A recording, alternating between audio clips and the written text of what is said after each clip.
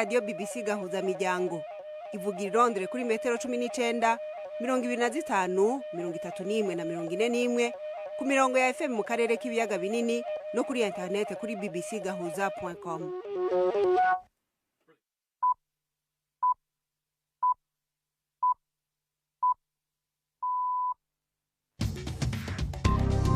Ubu ni isaha 10 n'igice ku isaha mpuzamakungu ya GMT, isaha 12 n'igice mu Rwanda no mu Burundi.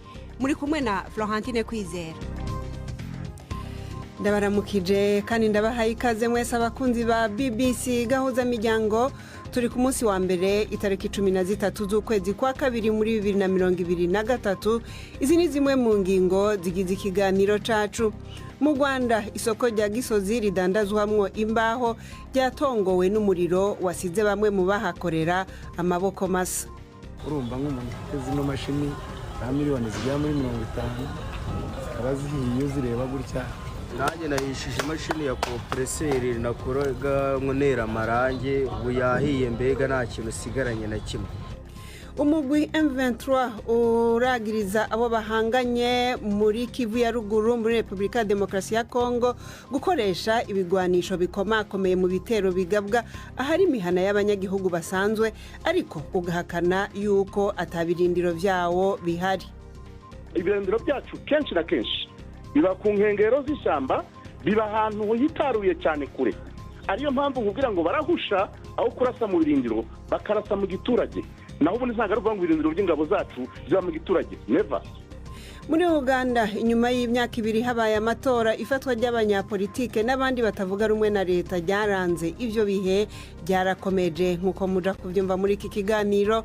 Tubafitiye n'amakuru y'inkino muri iki kiganiro gihagarikiwe na Jacques Nitegeka.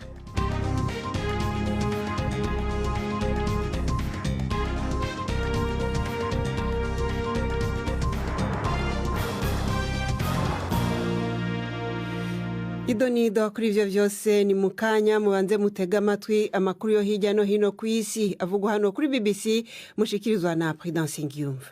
Abantu bagera ku 70,000 bagiye mu myigaragambyo hanze y'inteko ishinga amategeko ya Israel i Yerusalemu barakajwe n'umushinga w'itegeko bavuga ko rizangiza ubwigenge bw'urwego rw'ubucamanza.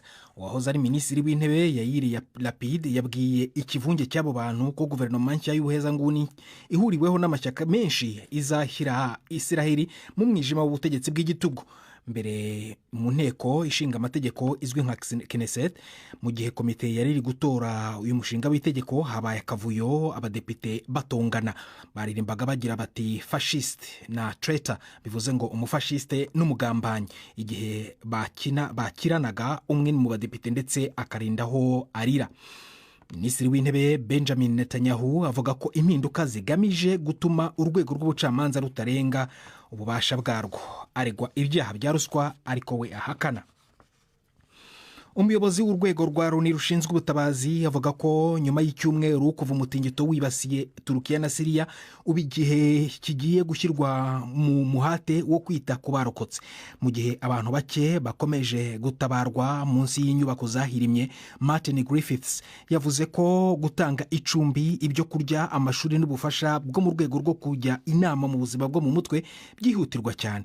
Fabrizio Carboni we umuyobozi mu muryango w'ubutabazi mu karere k'uburasirazuba muri Croix Rouge utabara imbabare yagaragaje ukwinuba atewe cyane n'igihe biri gufata mu kugeza imfashanyo muri Syria. Uburemere bw'aya mahano n'agahoma munwa.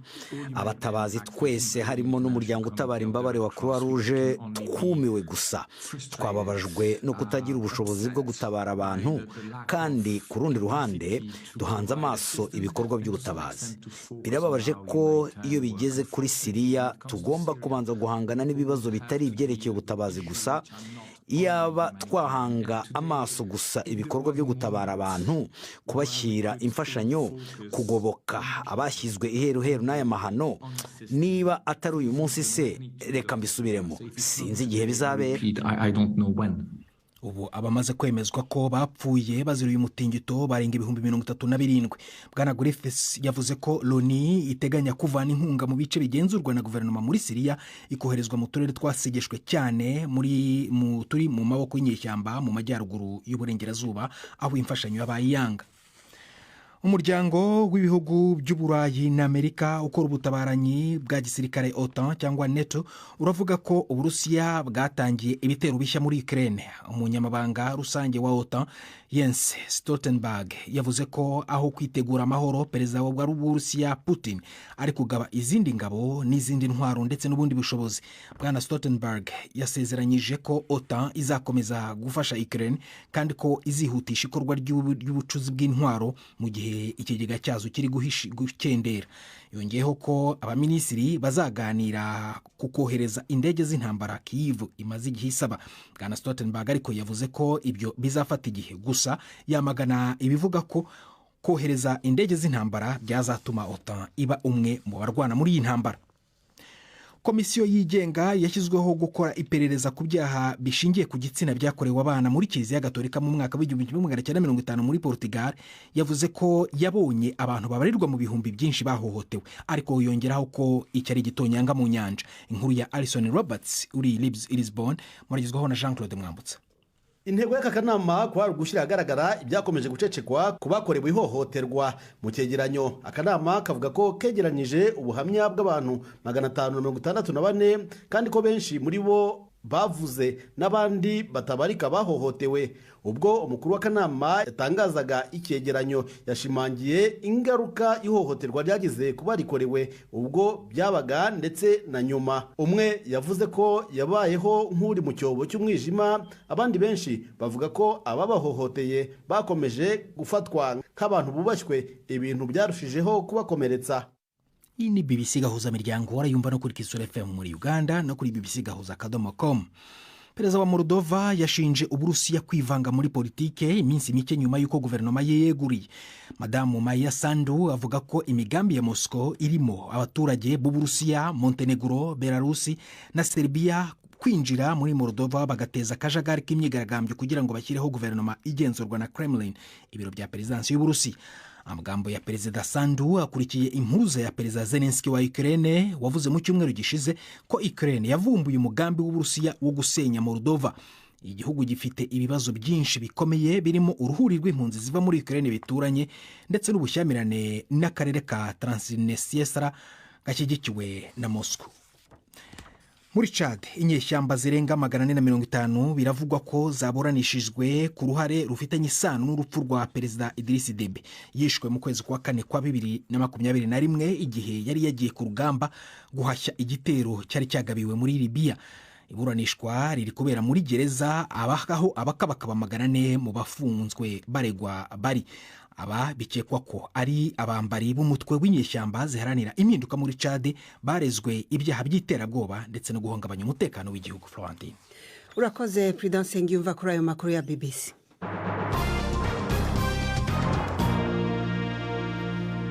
Nongeye kubaha ikaze. Perezida wa Eritrea Isaias Afwerki yagirije leta zunze ubumwe za Amerika gushigikira abagwanyi ba TPLF bo muri Tigray mu ntambara barimwo mu buraruko bwa Ethiopia. Mu ijambo giwe gimboneka rimwe kuva iyo ntambara itangura mu kwezi kwa 11 muri 2020 yongeye guhakana ibyaha byo mu ntambara biregwa ingabo za Eritrea aho mu buraruko bwa Ethiopia. Bwabaye ubwa mbere yemera yuko hari abantu baharugwa mu bihumbi bapfuye mu gihe cy'intambara yo kwiyonkora. Inkuru ya Emmanuel Igoza mwishikizwa na Aurore Ishimwe. Nubwo Perezida Isaias yatanze ivyemezo bike kuri ivyo avuga, amenyesha ko Washington yihutishije cyane amasezerano y'amahoro hagati ya guverinoma ya Ethiopia n'umugwi w'abagwanyi TPLF kugira ngo ikingira abo bagwanyi ntibatsindwe ku rugamba. Mu majambo yiwe agira ati, abarongoye TPLF bari batanguye kurira no kwitegurira guhunga igitero simusiga. uyu muyobozi akoresha ubutegetsi bw'igikenye ntiyigeze avuga igitigiri c'abanya-Eritrea bapfiriye muri iyi ngwano yaranzwe no gusesa amaraso by'umwihariko, ahubwo yirengagije amakuru yemeza ko ingabo ziwe zakoze ivyaha vyo mu ntambara. Amasezerano y'amahoro yateweko igikumu muri Afrika y'Epfo mu kwezi kwa 11 gushize yahagaritse intambara yari imaze imyaka 2, yatumye hicwa abantu ibihumbi amajana, yongera isiga abandi miliyoni bakeneye imfashanyo zihuta. Inkuru ya Emmanuel Igunza. Tuje mu Rwanda, umuriro ukomeye wadutse mu ijoro ryakeye watongoye isoko rya Gisozi aho wankirije ibintu byinshi. Iri ni isoko rikomeye cyane rikunze kubonekamo imbaho n'ibikomoka ku mbaho n'ibindi bikoresho by'ubwubatsi. Agaciro nyako k'ivyankirijwe n'uwo muriro ntikaratangazwa, ariko harabavuga yuko ibidandazwa byabo byahiye bigatokombera cyane cyane ivy'imbaho. N'icabiteye rero kugeza ubu ntikiramenyekana. Mugenzi wacu Jean Claude Mwambutsa yagiye kuraba uko bimeze, aturukikira inkuru ikurikira. Uko bireba nta kintu twakuyemo, nageze hano umuriro wantangiriye hariya. Vincent Ndoriyobijya, umwe mu bacuruzi bahombejwe n'uyu muriro, avuga ko ububiko bwe bw'imbaho bwahiye bugakongoka. Ibikorwa by'ububaji no gutunganya imbaho yakoraga nabyo ntacyo yashoboye kuramira. Hahiriyemo ibintu byinshi, hahiye amamashini, hahiye amamashini abaza, harimo imashini 5, hahiye imashini ziponsa, hahiye zityaza inzembe, hahiye amaposita sudi. Ntabwo ari Ndoriyobijya wenyine kuko n'abandi bataka igihombo gikomeye. Umuriro ngo wadutse mu masaha y'ijoro ubwo abantu bose bari batashye. Hari nyirizi mashini twakodeshaga ikibanza tukagikoreramo, dukoresha n'aya mamashini dukora ibikorwa by'ububazi babyumvanye.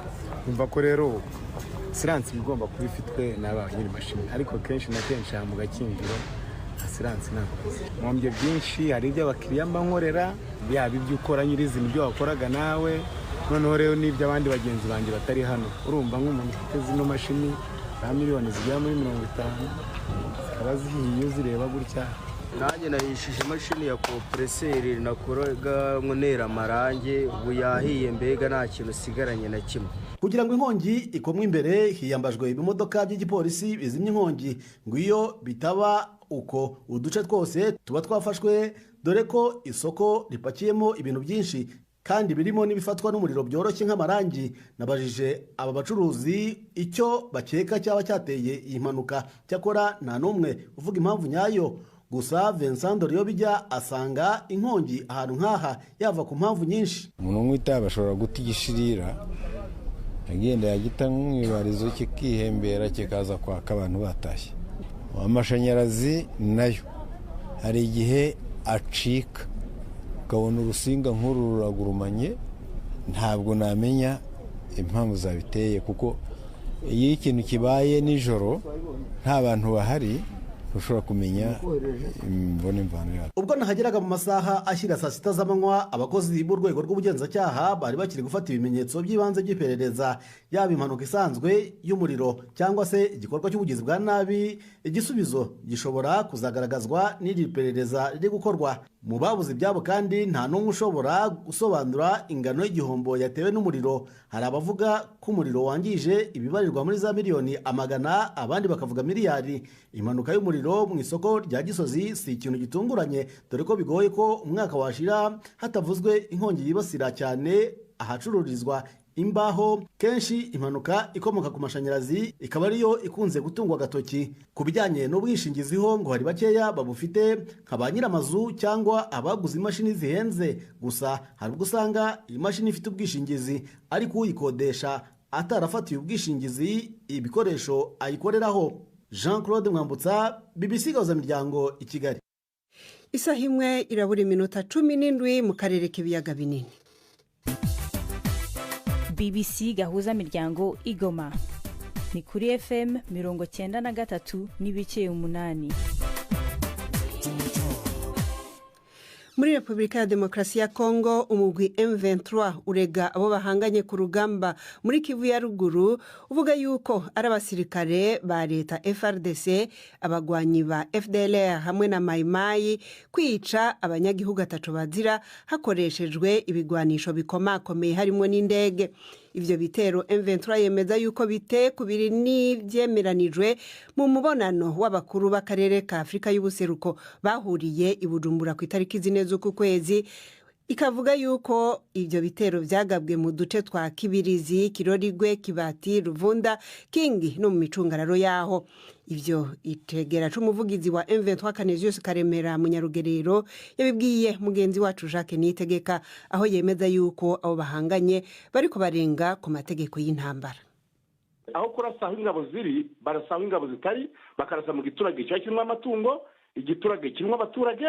None aho barashe ni hehe? Ni mu duce dutandukanye, mu bice bya Amajyepfo bya Kibirizi, mu bice byo hakurya za Kirorirwe, ku Kingi, Kiyorera, Kiyovyo mu giturage. None utwo duce niba baturasaho ntimushobora kuba mufitemo ibirindiro? Ndakubwiye ngo urugero nakoherereza n'amashusho aho bita Kibirizi bateye amabombe ahitana abaturage 5. Nta birindiro muhafite mwebwe? Ndakubwiye ngo ibirindiro turabifite hose rwose, naho za Kingi, Kirorirwe, Ruvunda dufitemo ibirindiro, ariko ikibazo ntago barasa ku birindiro, barasa mu giturage bwana munyamakuru. Iryo ni ryo none kuki ibyo birindiro byanyu mu bijyana ahantu hatuwe? Ndakubwiye ngo aho kurasa mu birindiro by'ingabo barasa mu giturage. Iyo birindiro biri ahantu hatuwe mu ntambara zisanzwe ubundi hari gihe n'amasasu ayoba, so kubavugira, ariko subwo namwe ntago mamushyira ubuzima bw'abanyagihugu mu kaga. Ibirindiro byacu kenshi na kenshi biba ku nkengero z'ishyamba, biba ahantu hitaruye cyane kure. Ariyo mpamvu nkubwira ngo barahusha aho kurasa mu birindiro bakarasa mu giturage. Naho ubundi ntago ari ngo ibirindiro by'ingabo zacu ziba mu giturage, never. Hanyuma muri no tangazo ryanyu muravuga ko ibino bitero binyuranije n'imyanzuro y'inama y'abakuru b'ibihugu by'umuryango wa Afrika y'Uburasirazuba iherutse kubera i Bujumbura. Ariko ibingibi ni nabyo igisirikare cya Kongo kinyujije ku muvugizi wacyo Colonel Njike mu ntara Kivu ya ruguru yavuze ko mwarenze kuri iyo myanzuro mugaba ibitero ahitwa Tuonane hafi ya Karenga ni Rumeti hafi y'umusozi wa Mushaki muri Masisi. Aho bavuga ku Rumeneti nibo baduteye buri gihe. Icyo bakora kudutera turabivuna, uko niko kuri kandi niko ngombwa. Ahubwo uretse no kurenga ku myanzuro y'abakuru b'ibihugu yabereye banarenze no ku mategeko mpuzamahanga, aho bahangara bakarasa mu giturage amabomba angana kuri bakoresheje chars de combat, bakoresheje indege mu giturage cya Giseseka kirimo amatungo n'abantu. None ninde utubahiriza iyo myanzuro? Ni mwebwe nibo cyangwa ni mwembi mwese? Ni guverinoma ya Kinshasa ifatanya n'abanyazi. Ariko nayo ivuga ko ari mwe mutubahiriza ino myanzuro kandi ko mukomeza ahubwo mugaba bitero mufata uturere. Dore ubungungo muri mu nkengero y'umujyi wa Sake ku birometero 10, biragaragara ko murimo kugenda mutera intambwe mwigira imbere mushaka no gufata uwo mujyi wa Sake nyuma ya Kiwanja n'indi. Aho hose nta kindi dusatira bwana munyamakuru, icyo tugana dusatira no gusatira kugarura amahoro.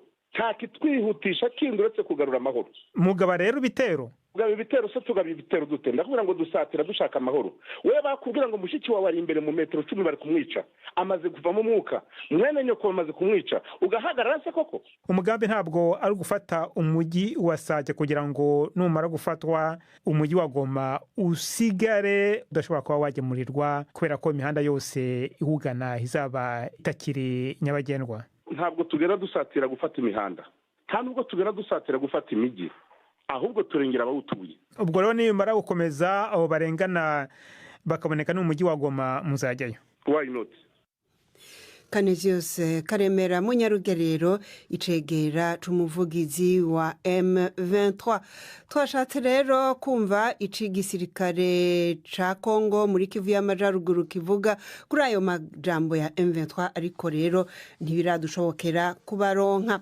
Turekeze muri Uganda, haragashavu kenshi n'umubabaro kubera abantu bakomeza gufatwa bagatabwa muri yompi, cane cane abari muri politike canke abandi bose bagize ico banegura leta. abantu bari mu mwambaro usanzwe hamwe n'abajeje umutekano usanga bagenda bafata abantu ku mabarabara canke bakabasanga mu mazu yabo bakabaterera mu modokari zamenyekanye ku kazina ka drone. Ibi bikaba vyagwiriye cane cane mu gihe c'amatora ya bose yo muri 2021 ndetse n'inyuma yaho. Izo modokari bazitaziriye drone kubera umuvuduko wazo igihe ziba zitwaye abafashwe.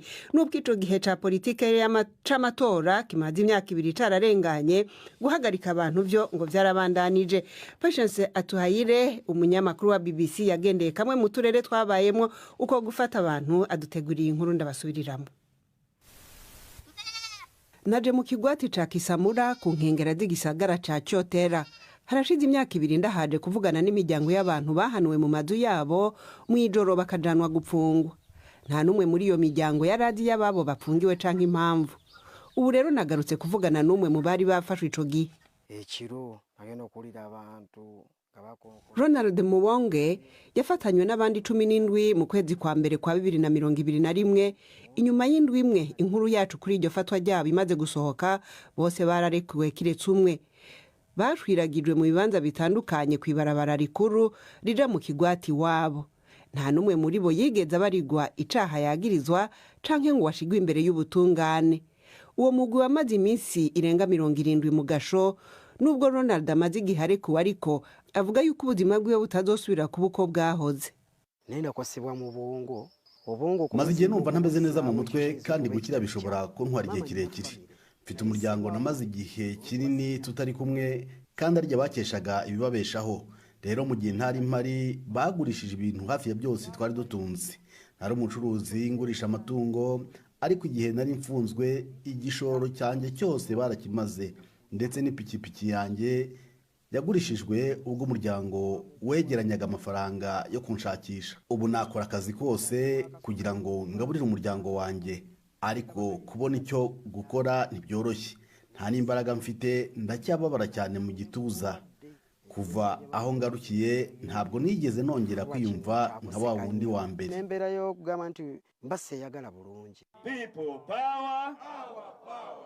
Imodoka zakoreshwa mu gufata abaja gupfungwa zataziriwe drone kubera umuvuduko wazo zitwaye abafashwe. Abenshi mu bafatwa bene ubwo buryo hirya no hino mu gihugu n'abatavuga rumwe na leta, bamwe muri bo n'abanywanyi b'umugambwe National Unity Platform, ariko yashobora kuba n'uwundi wari we wese. Umugambwe wakomeje gusaba ko borekugwa. Mu kiganiro n'abanyamakuru baza bitwaje ivyapa biri kwa mazina, amatariki y'amavuka na za karangamuntu z'abantu babo batazwi irengero. Nahuye na Prosi Nasuna muri kimwe muri ibi biganiro bigenewe abanyamakuru. Avuga ko umuhungu wiwe Denis Zimula yanyurujwe muri drone akuwe ku gituro ca taxi moto canke bodaboda, aho yari arindiriye abakiriya muri 2020, ntiyongera gusubira kuboneka.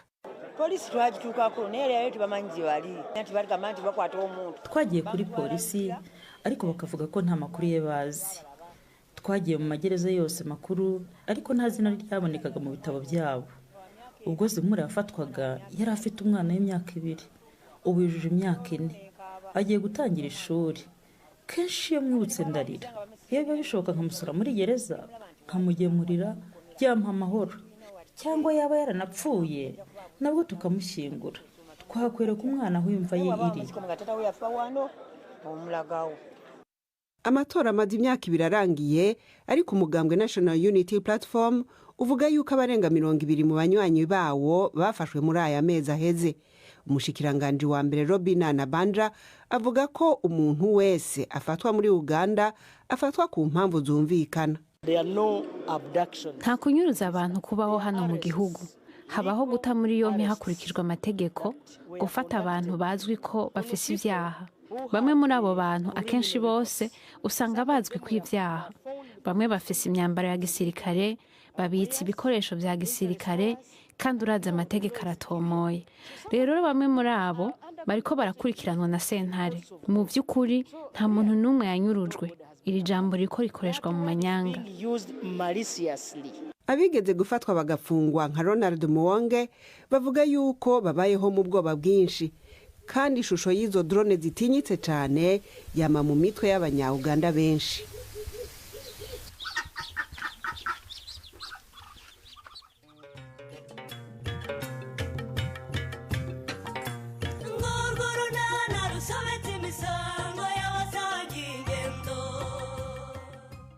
kiganiro nacyo kuri wa kabiri twabateguriye reka tureke kuruhanya munyama musubiza ibikoresho bye nabizanye agende yikomereza imirimo ye y'ubwubatsi ureke kumutesha umwanya yagiye kubaka ahandi se akareka kunyubakira mu isambu ariko iti yawe kubera iki ni yanjye kubera ko nyifitiye ibyangombwa yenya umva nimureke impaka azana ibyo bikoresho bya munyampama twigendera nagere vuba ahubwo ariko Stefa urumva nta soni ufite gukinisha abandi bagabo ubona uko tungana koko ntabyo mbahaye ni 12:45 kuri BBC. unaho n'umwanya wa Jean Claude Mwambutsa mu kiganiro c'inkino.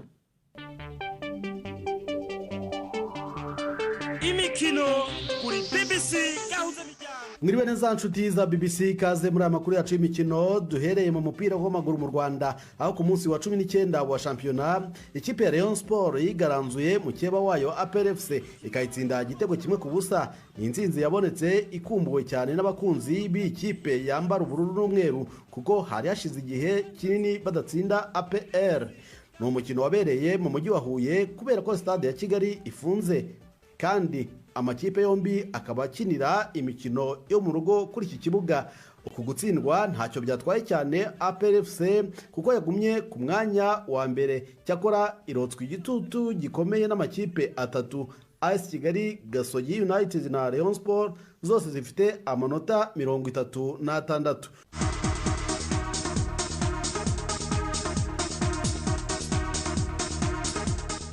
Mu gihugu cy'u Burundi naho bakinaga umunsi wa 19 wa championnat ikipe ya Bumamuru ikomeza kwitwara neza inyagira Kayanza ibitego 7-1. Vitaro yagabanya amanota na Aigle Noir banganyije ubusa ku busa mu gihe Interstar yatsinze Rukinzo igitego kimwe ku busa. Ku munsi wa 19 Bumamuru niyo iri ku isonga n'amanota 41 ikurikiwe ku mwanya wa kabiri na Flambeau du Centre ifite amanota 40. Vitaro ku mwanya wa gatatu nayo ikaba ifite amanota 40.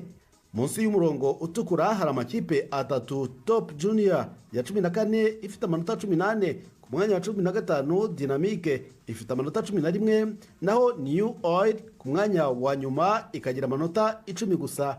Mu gihugu cya Tanzania ho bamaze gukina imikino 22. Ejo ku cyumweru Mtibwa Sugar yatsinze Dodoma City ibitego 2-1. Yanga niyo iyoboye n'amanota 59 mu mikino 22 yatsinzemo 19 imaze gutsindwa inshuro imwe yonyine. Mu mikino itanu heruka ntiratakaza inota na rimwe. Simba ni ya kabiri n'amanota 53 naho Singida Big Star ni ya gatatu ikaba ifite amanota 48. Mu Bwongereza urugamba rukomeye rutegerejwe muri iri joro hagati y'amakipe makeba Liverpool na Everton. Liverpool irajya mu kibuga ishaka kongera kugaragara dore ko iri ku mwanya utari mwiza wa 10 n'amanota 29 yegeranije mu mikino 20.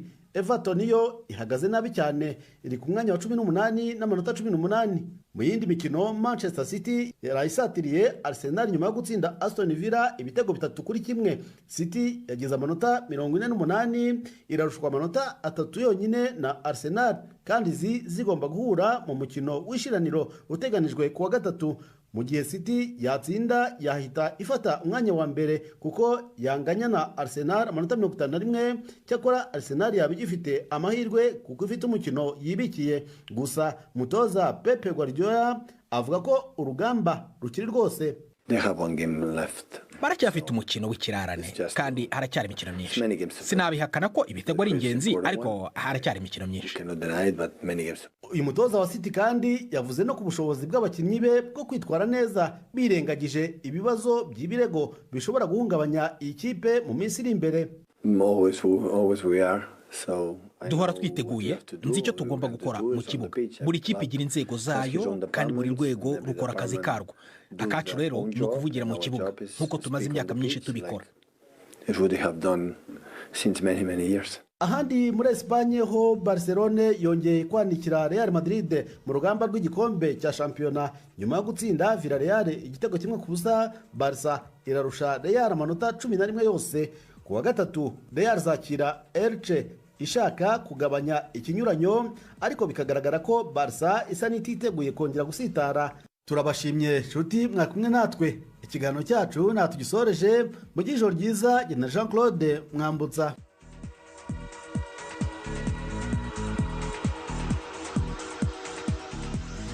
arakoze Jean Claude Mwambutsa dusa n'abariko barasozera ikiganiro cacu co kuruno mugoroba abatari kumwe natwe kuva mu ntango twababwira yuko muri Republika Demokarasi ya Kongo umugwi M23 urega abo bahanganye ko bagaba ibitero mu mihanirimo abanyagihugu bakoresheje ibikoho bikomakomeye naho mu Rwanda isoko ya Gisozi idandazwamo cane imbaho yatongowe n'umuriro amatohoza akaba kibandanya mu kumenya ico bacawuteye ariko abahadandariza bakavuga ko bahahombeye byinshi cyane iki kiganiro mwagishikijwe na Florentine Kwizera mukomeze kugira ibihe byiza.